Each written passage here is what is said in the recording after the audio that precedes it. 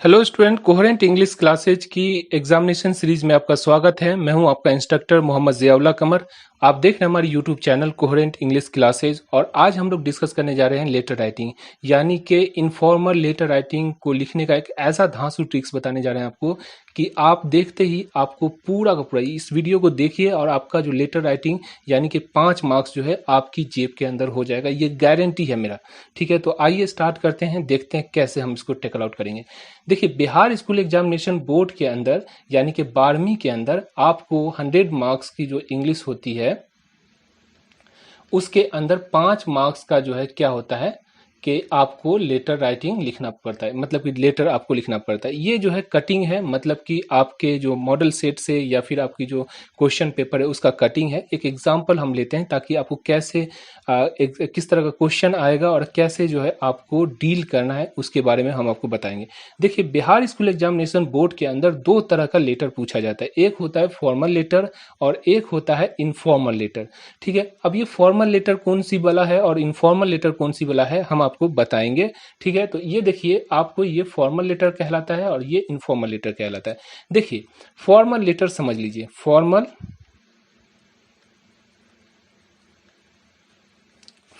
और एक होता है इनफॉर्मल।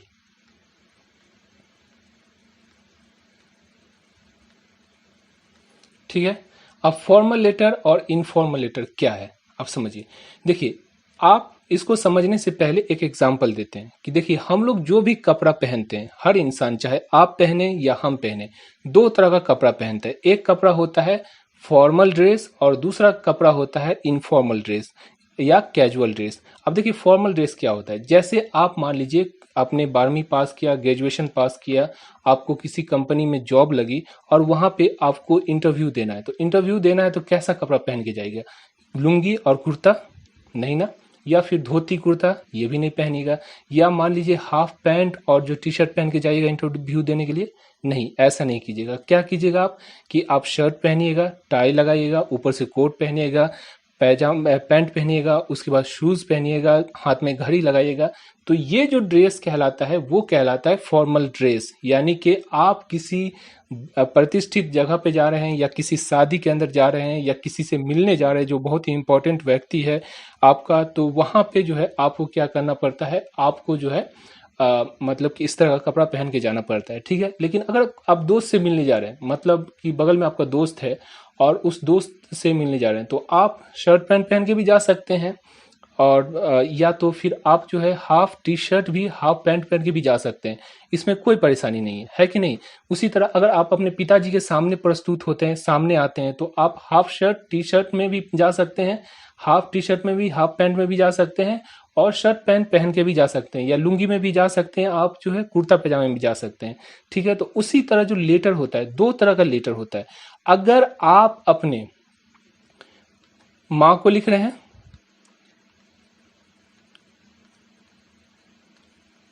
अपने पिताजी को लिख रहे हैं, अपने भाई को लिख रहे हैं या अपने दोस्त को लिख रहे हैं। ठीक है, माँ, बाप, भाई, दोस्त, चाचा का लड़का, मामू, खाला, फूफू, भाई, बहन, जो भी है, इस सब को लिखते हैं तो इनफॉर्मल लेटर लिखते हैं, इनफॉर्मल लेटर लिखते हैं। ठीक है, और अगर आप स्कूल में कोई एप्लीकेशन स्कूल को दे रहे हैं, कोचिंग क्लासेस को दे रहे हैं, ठीक है, रेलवे में दे रहे हैं, कोई भी, यानी रेलवे का कोई भी रेलवे हो या सरकारी कोई भी विभाग हो, जैसे मान लीजिए कि आपको जन्म प्रमाण पत्र बनाना है, तो अगर आप लेटर लिख रहे हैं तो वो क्या कहलाएगा? फॉर्मल लेटर कहलाएगा, यानी कि एप्लीकेशन कहलाएगा। तो अगर कोई भी सरकारी विभाग में या कोई इंस्टीट्यूट में या कोई जो है इंपॉर्टेंट जगह पे, जैसे मान लीजिए कि आप किसी कंपनी में आप जॉब की इंक्वायरी कर रहे हैं, तो वहां पे आपको एप्लीकेशन लिखना पड़ेगा, वहां पे कोई लेटर नहीं लिखना पड़ेगा। तो अगर माँ, बाप, भाई, बहन, खाला, खालू, फूफा, फूफू, मामू, चचा, दोस्त या वो व्यक्ति जो आपके बराबर का है, तो उसका अगर आप लेटर लिखिएगा तो वो क्या कहलाएगा? इनफॉर्मल लेटर कहलाएगा। और अगर कोई इंस्टीट्यूट के अंदर दे रहे हैं, कोई कोचिंग क्लासेस को दे रहे हैं, जैसे रेलवे में आप जो बुकिंग करवाए हो उसको कैंसिल करवाना है, तो उसके लिए आपको जो लेटर लिखना पड़ेगा वो क्या कहलाएगा? आपको वो फॉर्मल लेटर यानी कि एप्लीकेशन होगा। तो दो तरह का होगा, एक होता है नॉर्मल लेटर होता है जो कि आप अपने माँ बाप भाई बहन को लिखते हैं, और एक होता है एप्लीकेशन यानी कि दरख्वास्त होता है जो कि आप जो है कोई प्रतिष्ठित इंस्टीट्यूट या सरकारी विभाग के अंदर अगर खत लिखते हैं तो वहाँ पे आपको जो है ये लेटर दिया जाता है। ठीक है, तो आपको दो तरह का लेटर आपको लिखना होता है। तो बिहार स्कूल एग्जामिनेशन बोर्ड यानी कि 12वीं के अंदर आपको क्या करना पड़ता है कि दो तरह का लेटर लिखना पड़ता है। आपके ऊपर डिपेंड है दोनों तरह का लेटर आपको आए, या फिर आप ऐसा कीजिए कि या तो फॉर्मल लेटर लिखना सीख लीजिए, इनफॉर्मल को छोड़ दीजिए, या फिर इनफॉर्मल लेटर लिखना सीख लीजिए, फॉर्मल लेटर को छोड़ दीजिए। इससे क्या होगा, आपके समय की बचत होगी। लेकिन अगर दोनों लेटर को लेकर पकड़िएगा यानी दोनों नाव में पाँव रहेगा तो डूबने का चांस अधिक होता है। तो यहाँ पे हम आपको क्या करेंगे कि देखिए 5 मार्क्स आपको लाना है कि नहीं। तो 5 मार्क्स लाने के लिए हम आपको सजेशन ये देते हैं और हम अपने सारे बच्चे को सजेशन देते हैं कि वो जो है क्या करे, इनफॉर्मल लेटर राइटिंग लिखना स्टार्ट करे। क्योंकि देखिए फॉर्मल लेटर राइटिंग में उसका वर्ड का भी बहुत महत्व होता है, यानी कि आप कोई भी वर्ड नहीं दे सकते। जैसे हम अपने दोस्त को कहते हैं हाउ आर यू, है ना, हाउ आर तो यू। अब देखिए यहाँ पर हाउ आर यू, तो आपका दोस्त कहता है आई एम F9, F9 मतलब फाइन, F9 मतलब फाइन। तो आपका दोस्त कहता है, अगर आप अपने दोस्त को लिखते हैं व्हाट्सएप पे तो क्या लिखिएगा, हाउ आर यू, और आपका दोस्त कहेगा कि आई एम F9 यानी कि मैं फाइन हूं। तो ये फॉर्मल जो है आपका कम्युनिकेशन हुआ, इसके अंदर आप जो भी लिखिएगा चल जाएगा। लेकिन अगर आप हमसे पूछ रहे हैं कि हाउ आर यू, तो ये आपकी बदतमीजी हो गई। मतलब अगर यू, ये वाला यू लिखिएगा तो हम ये समझेंगे कि आप बदतमीज आदमी हैं। आप टीचर से जो इस वाला यू लिख के बात कर रहे हैं, मतलब कि आप बदतमीज है। आपको लिखना क्या पड़ेगा, YOU, हाउ आर यू, यहाँ पर सर लिखना पड़ेगा। और अपने दोस्त को आप लिखिएगा तो हाउ आर यू ये भी लिख सकते हैं। तो उसकी वर्ड का भी बहुत जो है सो एहतियात रखना पड़ता है, वहां पे नंबर कटने का डर रहता है। समझ में आ गया आपको। एक चीज तो ये होती है, दूसरी चीज ये होती है कि फॉर्मल लेटर राइटिंग के अंदर बहुत सारा जो है सो आपको क्राइटेरिया होती है, उसको फुलफिल करना पड़ता है। तो इसीलिए हम लोग जो है फॉर्मल लेटर राइटिंग को अवॉइड करते हैं। फॉर्मल लेटर राइटिंग अगर हमारे पास समय होगा तो हम आपको बता देंगे, लेकिन बिहार स्कूल एग्जामिनेशन बोर्ड में अगर आप इनफॉर्मल लेटर राइटिंग लिखिएगा तो वो बहुत ही आसान होगा आपको। और देखिए कितनी अच्छी ट्रिक्स आपको बता रहे हैं कि आप इस वीडियो को देखते ही आपको जो है समझ में आ जाएगा। तो आइए एग्जाम्पल के तौर पर यहाँ पे हम ये 2 एग्जाम्पल हम आपको लेंगे और आपको बताएंगे कि किस तरह से टेकल आउट करना है, किस तरह से जो समस्या का समाधान यानी कि आपका जो 5 मार्क्स है उसको किस तरह से हम लोग टेकल आउट करेंगे। देखिए यहाँ पे लिखा हुआ है write a letter in about 100 words, यानी 100 वर्ड्स के अंदर आपको एक खत लिखना है। ठीक है, आस्किंग टू योर फादर, अपने पिताजी को, asking him money for buying a computer, यानी कि अपने पिताजी को एक खत लिखिए, उनको कहिए कि मुझे एक कंप्यूटर खरीदना है, इसके लिए पैसा दीजिए। यही है ना लिखा हुआ। तो यहाँ पे देखिए फादर आ गया, मतलब ये इनफॉर्मल लेटर हो गया, समझ में आ गया। और यहाँ देखिए प्रिंसिपल हो गया, तो ये क्या हो गया, फॉर्मल लेटर हो गया। तो अगर फादर आ जाए, मदर आ जाए, ब्रदर आ जाए, सिस्टर, फ्रेंड या फिर कजिन, तो ये सब का सब क्या कहेगा, इनफॉर्मल लेटर राइटिंग। तो आपको लिखना क्या है, इनफॉर्मल लेटर राइटिंग को लिखना है। समझ में आ गया। तो इसको हम लोग लिख रहे हैं। देखिए क्या करना है, देखिए formal letter, informal letter writing में आपको स्टार्ट कहाँ से करना है, देखिए यहाँ से राइट हैंड साइड में, राइट हैंड साइड में आपको सबसे पहले वाला जो लाइन है, एक लाइन में डेट डाल दीजिए, हो गया खत्म। उसके बाद बहुत सारे लोग क्या करते हैं, यहाँ पे एग्जामिनेशन हॉल भी लिख देते हैं, EXAMINATION हॉल। ठीक है, तो ये भी लिख देता कोई, तो आप लिखना चाहते हैं तो लिख दीजिए, अगर नहीं लिखना चाहते हैं तो कोई जबरदस्ती नहीं है। ऐसा नहीं कि अगर यहाँ पे एग्जामिनेशन हॉल नहीं लिखिएगा तो आपका नंबर कट जाएगा, ऐसा कुछ नहीं है। अगर लिखना चाहते हैं तो लिखिए, नहीं लिखना चाहते हैं तो नहीं लिखिए। तो एक लाइन, पहला लाइन में जो है आपका क्या हुआ, पहला लाइन में डेट, दूसरा लाइन में एग्जामिनेशन हॉल, और तीसरा लाइन ब्लैंक होगा, यानी कि यहां से लेकर यहां तक जो भी लाइन होगा पूरा का पूरा लाइन छोड़ दीजिएगा। समझ में आ गया आपको। उसके बाद जो है चौथा लाइन, पहला लाइन ये, दूसरा ये, तीसरा छूटा हुआ है, और चौथा लाइन में अब यहाँ पे कहा जा रहा है आपको यहाँ पे कि फादर को लिखने के लिए। तो यहाँ पे क्या कीजिएगा कि यहाँ पे आप स्टार्ट कीजिएगा डियर, और ये फ्रेंड वगैरह को छोड़ दीजिएगा, यहाँ पे क्या लिखिएगा, फादर। ठीक है, अपने पिताजी को लिख रहे हैं ना, तो डियर फादर। समझ में आ गया आपको। डियर फादर यहाँ से स्टार्ट कीजिएगा, फादर यहाँ पे लिखिएगा, समझ में आ गया, डियर फादर, और उसके बाद कॉमा दे दीजिएगा। इतना चीज समझ में आया। ये तो कोई भी आसान सिंपल छोटा से छोटा बच्चा को अगर समझाया जाए तो समझ जाएगा, है कि नहीं। तो पहला फिर से हम आपको बता रहे हैं, पहला लाइन में डेट, दूसरा लाइन में examination hall right hand side के अंदर, और तीसरा लाइन ब्लैंक छोड़ देना है, आपको कुछ नहीं लिखना है तीसरी लाइन में। चौथा लाइन में dear father, dear brother, dear mother, dear sister, dear friend, dear cousin, जो भी होगा तो वो चीज आपको लिखना है। ये चीज समझ में आ गया। आप चले जाइए पांचवा लाइन के अंदर। आप उसके बाद क्या कीजिए, आंख मूंद के जो भी इनफॉर्मल लेटर हो, जो भी इनफॉर्मल लेटर हो, कोई भी दुनिया का कोई भी इनफॉर्मल लेटर हो, आपको करना क्या है, ये लाइन आंख मूंद के उतार देना है आपको। ये लाइन आपको आंख मूंद कर उतार देना है, इसमें कोई भी चेंजेस नहीं करना है आपको। कोई भी, चाहे अपने पिताजी को लिखिए, माँ को लिखिए, भाई को लिखिए, दोस्त को लिखिए, सिस्टर को लिखिए, चाचा को लिखिए, फूफू को लिखिए, खालू मामू, जिसको लिखना है लिखिए, समझे। आपको ये जो है लाइन आंख मूंद के उतार दीजिए। आई एम हैप्पी हियर, मैं यहाँ खुश हूं, and I hope that you will also be happy there, कि मैं उम्मीद करता हूं कि आप भी वहां खुश होंगे।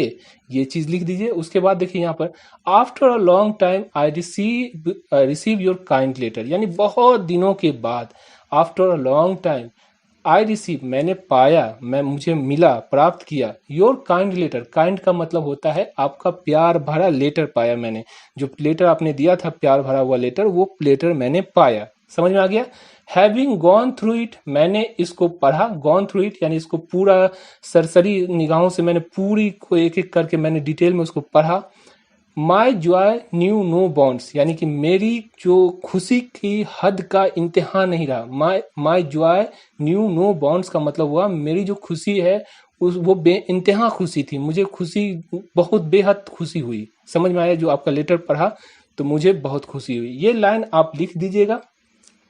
अब उसके बाद कह रहा है यहाँ पे कि ask money for buying a computer, पिताजी को कहिए कि पैसा दीजिए, कंप्यूटर खरीदना है। तो आप इसमें क्या लिखिएगा, 3 लाइन आपको अपनी मर्जी से, देखिए जब कंप्यूटर खरीदना है तो आप कहिएगा ना कि पिताजी मुझे कंप्यूटर खरीदना है, मेरे टीचर ने कहा है, इसीलिए 20,000 रुपया हमको दीजिए। तो क्या कहिएगा, dear father I need to purchase a computer, है कि नहीं, dear father I need to purchase a computer because my teacher has told so, है ना।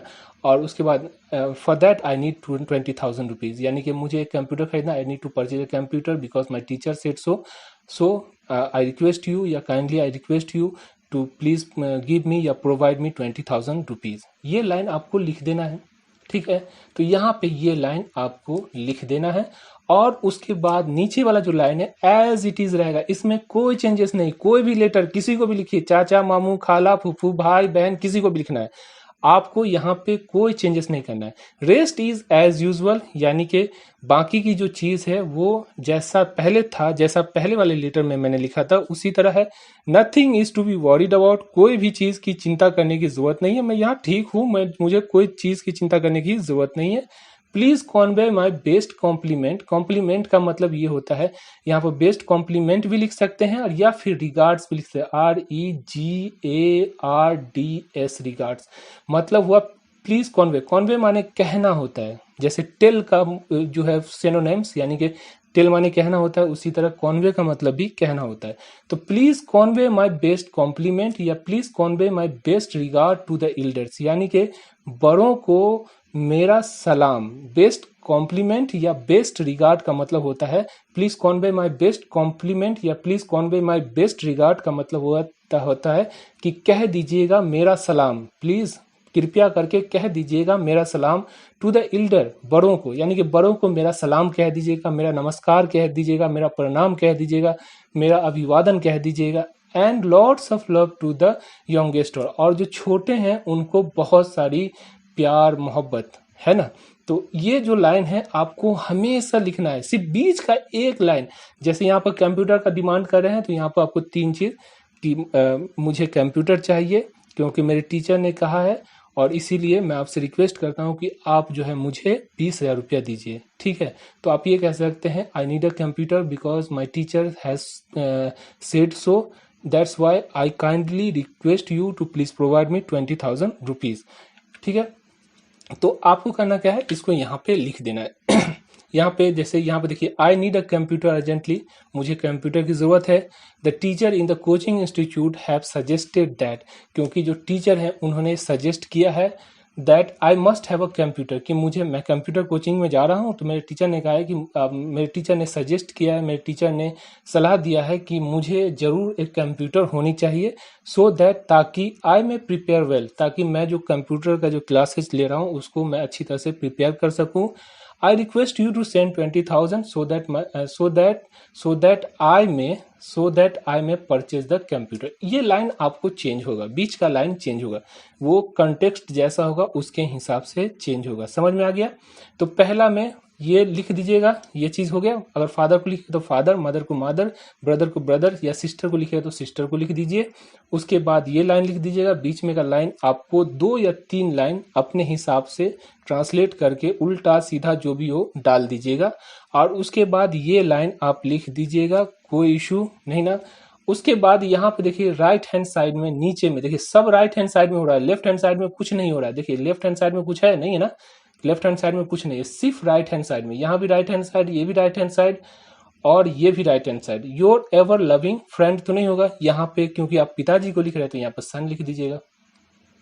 माँ को लिखिएगा तब भी यहाँ पर सन होगा, भाई को लिखिएगा तो ब्रदर होगा, दोस्त को लिखिएगा तो फ्रेंड होगा। तो योर एवर लविंग फ्रेंड, या योर एवर लविंग सन, या योर एवर लविंग ब्रदर। समझ में आ गया? नवीन कुमार लिख सकते हैं, है कि नहीं? तो जो आपका नाम है वो नाम आप यहाँ पे लिख दीजिएगा। समझ में आ गया ये चीज? और उसके बाद करना क्या है, ये स्टैम्प, यानी कि आपका जो पोस्ट ऑफिस में जैसे आप जो पत्र लिखते हैं, तो पत्र लिखने में लिफाफा होता है, तो वो लिफाफा का यहाँ पे आपको ये चकुट्ठा इस आकार का, आयताकार आकार का एक लिफाफा बना देना है, और यहाँ पे जिस तरह से लिखा हुआ है यहाँ पे स्टैम्प लिख देना है। इस तरह आयतकार बनाकर इसके अंदर स्टैम्प लिख देना है। और फ्रॉम, यहाँ कोहेरेंट इंग्लिश क्लासेज नहीं लिखिएगा, यहाँ पे क्या लिखिएगा, अब आपका जो है सो फ्रॉम जो है सो यहाँ पे नवीन कुमार होगा। समझ में आ गया? यहाँ पर कोहेरेंट इंग्लिश कहाँ से आ जा रहा है, फ्रॉम मतलब कि वो पता जहां से आप इसको भेज रहे हैं। तो यहाँ पर फ्रॉम कौन है, नवीन कुमार, तो यहाँ पे NAVIN नवीन कुमार हो गया। ठीक है। उसके बाद विलेज पोस्ट मुड़िया हम लोग का गांव है, तो अगर आप यहाँ पे नहीं देना चाहते हैं तो आपके ऊपर डिपेंड है, आप अपने गांव का नाम दे दीजिए। विलेज पोस्ट, आप पुलिस स्टेशन दे दीजिए। कौन चेक करने जाता है? कोई चेक करने नहीं जाता। तो विलेज पोस्ट, पुलिस स्टेशन सब एक ही जगह गांव का नाम डाल दीजिएगा। डिस्ट्रिक्ट दरभंगा है हमारा, आपका भोजपुर हो सकता है, कहीं का बिहार शरीफ हो सकता है, किसी का पटना हो सकता है, किसी का छपरा हो सकता है, किसी का गया हो सकता है। तो जिसका भी डिस्ट्रिक्ट जहां हो वो डिस्ट्रिक्ट डाल दीजिएगा, और उसके बाद पिन कोड नंबर डाल दीजिएगा। समझ में आ गया आपको? और यहाँ टू जो है किसको भेजना है, तो टू जो है समझ लीजिए मैं आपका दोस्त हूं, तो जियाउल्लाह कमर, तो ZAYAULLAH कमर। समझ में आ गया आपको? जियाउल्लाह कमर डाल दीजिएगा। और विलेज पोस्ट जो समझ लीजिए मैं बनारस में रहा तो बनारस में डाल दीजिए, डिस्ट्रिक्ट जो है वो डाल दीजिए, पिन को डाल दीजिए। हो गया खत्म। समझ में आ गया आपको? इतना करना है। आप मान लीजिए एग्जाम्पल के तौर पर यहाँ पे हम लोग जो है ये देखिए, write a letter to your friend in about 100 words. अपने फिर देखिए यहाँ पर एक जो इनफॉर्मल लेटर राइटिंग को 100 वर्ड में, ये सारा वही लिखा रहेगा। Write a letter about 100 words to your father, write a letter to your friend in about 100 words, write a letter to your brother in about 100 words, या write a letter to your uncle in about 100 words। ये सब जो about 100 words में होगा। ठीक है। asking him to come and stay with you after exam, यानी आप अपने दोस्त को एक लेटर लिखिए 100 वर्ड के अंदर, और उन्हें कहें कि वो आकर स्टे करे, मतलब कि वो आकर रहे आपके साथ, विद यू यानी स्टे करे, आपके साथ रहे आफ्टर एग्जाम, यानी एग्जाम जब खत्म हो जाए ना तो उसको कहिए कि आप मेरे पास आओ, 2-4 रोज रहो मेरे साथ, ताकि हम लोग मौज मस्ती करें। समझ में आ गया? तो इसको कैसे लिखना है, इसको भी लिखने का बड़ा आसान तरीका वही। अब यहाँ पे आप अपने फ्रेंड को देखिए, यहाँ पे आपको बता दिया जाएगा कि कौन है, तो फ्रेंड है तो फ्रेंड को बता दिया गया। तो यहाँ पे वही डेट दीजिए पहला, दूसरा एग्जामिनेशन हॉल, तीसरा लाइन को छोड़ दीजिए, चौथा लाइन में यहाँ पर डियर फ्रेंड, यहाँ पे ये जो लाइन होगा वो लाइन क्या होगा, यहाँ पर होगा डियर फ्रेंड, DEARFRIEND। और आंख मूंद के फिर से कह रहा हूं, यही लाइन को रिपीट कर दीजिए। I am happy here and I hope that you will also be happy there. मैं यहाँ खुश हूं और उम्मीद करता हूं कि आप भी वहां खुश होंगे। आफ्टर अ लॉन्ग टाइम, बहुत दिनों के बाद, I receive your kind letter, मैंने आपका जो है प्यार भरा, दया भरा, मोहब्बत भरा जो लेटर पाया। हैविंग गॉन थ्रू इट, इसको मैंने पढ़ा पूरा डिटेल में, गहराई के साथ। My joy knew no bounds, मेरी खुशी की इंतहा न रही, मतलब कि मुझे बहुत खुशी हुई आपका लेटर पढ़ के। ये हो गया। उसके बाद क्या है, क्या कि ask him to come and stay with you after examination. तो आप इसको क्या कहिएगा? इतना तो रहा कि मुझे खुशी का इम्तिहान रहा, तो मैं कहिएगा कि देखिए मैं आपसे मुझे जो है बहुत दिन हो गया तुमसे मिले हुए। आप ये जो लाइन यहाँ पे लिखिए, क्या लिखिएगा कि मुझे बहुत दिन हो गया तुमसे मिले हुए, इसलिए मैं चाहता हूँ कि एग्ज़ाम जैसे ही ख़त्म हो तो तुम मेरे साथ रहने के लिए, 1 महीना रहने के लिए आओ, है कि नहीं? तो उसको कैसे लिखिएगा? देखिए यहाँ पे, ये तो पहला वाला कंप्यूटर वाला हो गया। अब देखिए यहाँ पे क्या कीजिएगा, बस वही चीज को चेंज करना है। For long time I haven't seen, we haven't seen each other, यानी कि बहुत दिनों से हमने एक दूसरे को नहीं देखा है। For long time we haven't seen each other, हमने बहुत दिनों से एक दूसरे को नहीं देखा है। So it will be happy moment, ये खुशी का मोमेंट होगा, मतलब खुशी की क्षण होगी। If you could come and stay with me after, stay with me for, यहाँ पर लिख सकते हैं यहाँ पर फॉर 1 मंथ, ठीक है, फॉर 1 मंथ, यहाँ विद मी के बाद यहाँ पर 1 मंथ आफ्टर द एग्जामिनेशन या आफ्टर द एग्जाम, कि मुझे ये मैंने हम दोनों ने एक दूसरे को बहुत दिनों से नहीं देखा है, इसलिए मुझे खुशी होगी कि अगर तुम एग्जाम के बाद 1 महीने के लिए मेरे घर पे आकर रुको या मेरे पास आकर रुको। हो गया खत्म। और उसके बाद क्या करना है? एज यूजल, फिर वही चीज, रेस्ट इज एज यूजल, बाकी का बाकी, ये सारा लाइन जो है इसको उतार दीजिएगा। उतारने के बाद यहाँ पर योर एवर लविंग, यहाँ पे सन नहीं होगा, यहाँ पे क्या होगा? फ्रेंड होगा। समझ में आ गया? क्योंकि फ्रेंड को लिख रहे हैं, है ना? तो आप जो है सो फ्रेंड को लिख रहे हैं तो फ्रेंड यहाँ लिख दीजिएगा। उसके बाद नवीन कुमार, आपका नाम है नवीन कुमार, और इस तरह का एक जो है सो आप एक लिफाफा बनाइएगा। लिफाफा के अंदर यहाँ पे जो है सो फ्रॉम, है ना, फ्रॉम एड्रेस जो है वो एड्रेस दे दीजिएगा, और यहाँ पे स्टैम्प का एड्रेस स्टैम्प लिख दीजिएगा, STAMP स्टैम्प लिख दीजिएगा, और ये जो एड्रेस है आपका वो एड्रेस दे दीजिएगा, और 2 जो है यहाँ पे लिख दीजिएगा, है ना, और उसके बाद ये एड्रेस आपका जो है यहाँ पे दे दीजिएगा। बस हो गया खत्म। तो कहने का मतलब ये है कि इस तरह से अगर लिखिएगा तो आपको सिर्फ बीच वाला जो लाइन है वो 2 लाइन 3 लाइन सोचना है और लिख देना है। बाकी ऊपर और नीचे का दोनों चीज जो है एज इट इज होगा। तो आशा करता हूँ कि इस तरह से अगर आप जो है इनफॉर्मल लेटर राइटिंग लिखिएगा तो 5 आउट ऑफ 5 मार्क्स मिल जाएगा। तो कहने का मतलब ये हुआ कि आपका, देखिए अभी मैंने आपको बताया था, कल भी डिस्कस किया था मैंने, एक वीडियो में आपको बताया था कि किस तरह एग्जाम का प्रिपरेशन कीजिए। तो देखिए आपका जो एग्जाम होता है उसको हम लोग थोड़ा सा यहाँ पे डिस्कस कर लेते हैं, ठीक है। देखिए आपका जो एग्जाम होता है वो 100 मार्क्स का एग्जाम होता है, उसमें आपको 50 मार्क्स का ऑब्जेक्टिव होता है। ये अगर आप निकाल लिए तो समझिए दुनिया की सारी चीज निकाल लिए। अगर इसको नहीं निकाले तो आप नहीं निकाल पाएगा। तो इसको निकालने के लिए देखिए इसके अंदर 3 चीज होता है। रेनबो, स्टोरी ऑफ इंग्लिश, ये किताब है आपकी, और एक ग्रामर होता है, ठीक है। रेनबो में से आपको 12 मार्क्स का ऑब्जेक्टिव आता है, स्टोरी ऑफ इंग्लिश में से 10 मार्क्स का, और जो है ग्रामर में से 28 मार्क्स का ऑब्जेक्टिव आता है। अब इसको कैसे प्रिपेयर कीजिएगा? देखिए रेनबो की पूरी किताब है आपको पास, मतलब कि 320 पेज की हम लोग की जो किताब होती है वो 320 पेज की किताब होती है, यानी 21 चैप्टर आपको पढ़ना होता है। तो उस चैप्टर को नहीं पढ़िएगा तो देखिए एग्जामिनर क्या होता है, आप कहिएगा कि मैं ऑब्जेक्टिव बना लिया इस क्लासेज का, उस क्लासेज का, कोहेरेंट इंग्लिश क्लासेज का ऑब्जेक्टिव बना लिया और उससे मैं पास कर जाऊंगा। देखिए समझिए बात को, एग्जामिनर हम जैसा अकलमंद भी हो सकता है और घोचू भी एग्जामिनर आ सकता है। मतलब कि वो एग्जामिनर हो सकता है पागल कोई उठ के चला है और वो क्या करे, कोई भी लाइन को किसी भी, यानी देखिए 21 चैप्टर की कोई भी लाइन को उठा ले और उसको ऑब्जेक्टिव बना दे। तो आप क्या कीजिएगा? तो इसका सबसे बेहतरीन तरीका ये होता है कि आप इसको पढ़िए, पूरी किताब को पढ़िए, ठीक है। तो हम लोग की जो किताब है रेनबो स्नैपशॉट, वो line by line Hindi English translate की हुई होती है किताब, तो उस किताब को खरीद लीजिए। या फिर अगर नहीं, आप नहीं खरीदना चाहते हैं, तो आप जो है ऑनलाइन हम लोग की कोचिंग क्लासेस चलती है, उसके अंदर 220 घंटे का वीडियो होता है जिसमें हम रेनबो स्टोरी ऑफ इंग्लिश पढ़ाते हैं। मतलब 220 घंटे के अंदर आपको पूरा रेनबो एक एक लाइन को जो है ट्रांसलेट करके उसको एक्सप्लेन करके हम लोग जो है पढ़ाते हैं। तो आपसे हम रिक्वेस्ट करते हैं कि आप ही भी, आपके पास टाइम है, या तो ये किताब जो कि line by line Hindi English में ट्रांसलेट की हुई है, एक बार जरूर पढ़िए। क्योंकि अगर पूरी रामायण आप पढ़ लीजिएगा तो सीता किसकी पत्नी है इसका जवाब देना आसान हो जाएगा, मतलब कि ये आसानी से दे दीजिएगा। लेकिन अगर नहीं पढ़े रहिएगा तो कोई भी एग्जामिनर किसी भी चैप्टर का कोई भी लाइन को उठा के उसको ऑब्जेक्टिव बना दे और उसको कहे कि आप इसका जवाब दो, तो क्या कीजिएगा? जवाब दे पाइएगा? नहीं दे पाइएगा। उसी तरह आप सभी को बोल रहे हैं कि देखिए स्टोरी ऑफ इंग्लिश, बहुत सारा जो है कॉल आता है, कहता है स्टोरी ऑफ इंग्लिश जो है सो नहीं पढ़ाया जाता। मैं फिर से कहता हूँ, खुदा के वास्ते आप लोगों से कहता हूँ कि ये स्टोरी ऑफ इंग्लिश की जो किताब है वो पढ़नी है, आपको पढ़नी है। 15 मार्क्स का क्वेश्चन आता है इसके अंदर से, ये खत्म नहीं हुआ है। 50 मार्क्स का जो कंपलसरी इंग्लिश था वो खत्म हुआ है। स्टोरी ऑफ इंग्लिश आपको 100 मार्क्स के साथ होता है इंक्लूड, तो स्टोरी ऑफ इंग्लिश आपको 100 मार्क्स की किताब के साथ पढ़ना ही पड़ेगा।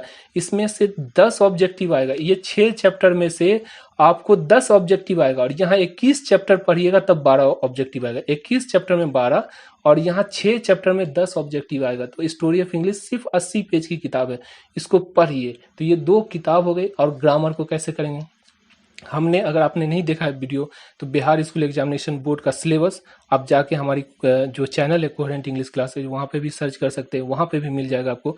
ये नया वीडियो है, परसों मैंने डाला है, तो इस वीडियो को आप जरूर देखिए और देखने के बाद पता चल जाएगा कि कौन कौन सी टॉपिक है उसमें से ये जो है आपको ग्रामर की ऑब्जेक्टिव आएगी। तो मैं आपसे रिक्वेस्ट करता हूँ कि ये तीनों किताब, रेनबो, स्टोरी ऑफ इंग्लिश और ग्रामर की प्रैक्टिस सेट की जो किताब होती है वो 350 रुपये की किताब है। अगर आप खरीदना चाहते हैं तो उसको खरीद लीजिए, नहीं तो आप हमारी ऑनलाइन भी कोचिंग ज्वाइन कर सकते हैं। वहाँ पे आपको हम लोग 250 रुपया में, मतलब किताब नहीं मिलेगी लेकिन पूरी वीडियो आपको मिल जाएगी।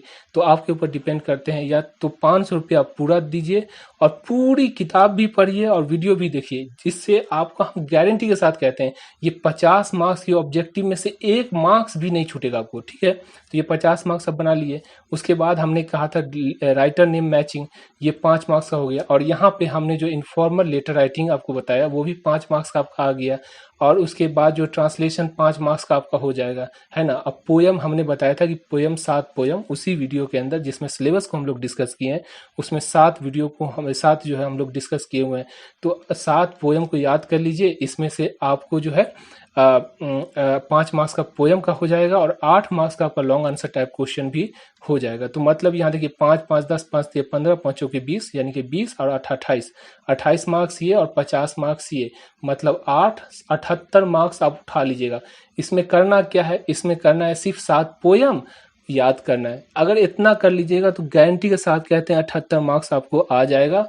और कुछ नहीं, एक किताब पढ़ना है, रेनबो की किताब को पढ़ना है, स्टोरी ऑफ इंग्लिश को पढ़ना है, ग्रामर की प्रैक्टिस सेट दी हुई है उसको बनाना है, और प्लस जो है ये जो है आपका, जो मैंने आपको डिस्कस किया अभी, 7 जो आपका समरी है पोयम का, उसको याद कर लीजिए। 78 मार्क्स आपको आ जाएगा गारंटी के साथ, हम आपको कहते हैं। तो आशा करता हूँ ये वीडियो आपको समझ में आई होगी। अगर ये वीडियो आपको समझ में आई है तो अपने दोस्तों के साथ इसको शेयर कीजिए, इस वीडियो को लाइक कीजिए, इस चैनल को सब्सक्राइब कीजिए। Thank you so much for watching.